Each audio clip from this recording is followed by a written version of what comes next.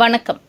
அன்னை சோனியா காந்தி, தலைவர் ராகுல் காந்தி, இந்திய தேசிய காங்கிரஸ் தலைவர் மல்லிகா அர்ஜுனா கார்கே, தமிழ்நாடு காங்கிரஸ் கமிட்டி தலைவர் கு. செல்வ பெருந்தகை எம்எல்ஏ இவர்களுடைய கருத்தை வலுப்படுத்துகின்ற வகையில் மத்தியில் ஆளுகின்ற பாசிச பாஜக, RSSஇன் பின்புலமாக விளங்குகின்ற நரேந்திர மோடி அரசு மக்கள் விரோத அரசாக மாறி அடிமட்ட மக்களுடைய வாழ்வாதாரமாக உள்ள தினம் தினம் பெரிய அளவில் மக்களுக்கு பயன்பாட்டிற்கும் மக்களுக்கு வாழ்வாதாரமாக உள்ள கேஸ் விலையை உயர்த்தி மக்களை வஞ்சிக்கின்றது.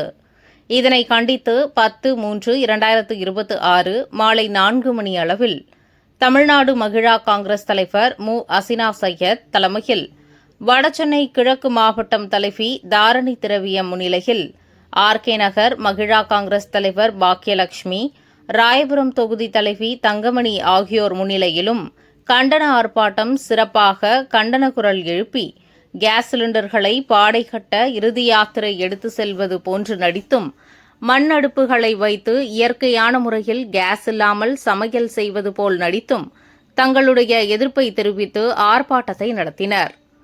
இந்த நிகழ்ச்சியில் மாநில செயலாளரும் முன்னாள் மாவட்ட தலைவருமான RD குணாநிதி, எண்ணூர் பகுதி பொறுப்பாளர் ஜெகநாதன் மற்றும் அந்த பகுதியினுடைய வட்டத்தலைவர் K. ராஜா மற்றும் காங்கிரஸ் நிர்வாகிகள் 100க்கும் மேற்பட்டோர் கலந்து கொண்டனர்.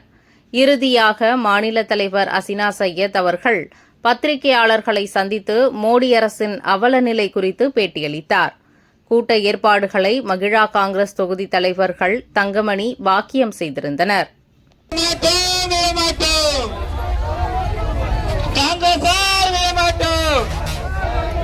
அன்னை சோனியா காந்தி, அன்னை சோனியா காந்தி, என் தலைவர் ராகுல் காந்தி, என் தலைவர் ராகுல் காந்தி, அன்னை சோனியா காந்தி, அன்னை சோனியா காந்தி, என் தலைவர் ராகுல் காந்தி, இந்திய தேசிய காங்கிரஸ், இந்திய தேசிய காங்கிரஸ், இந்திய தேசிய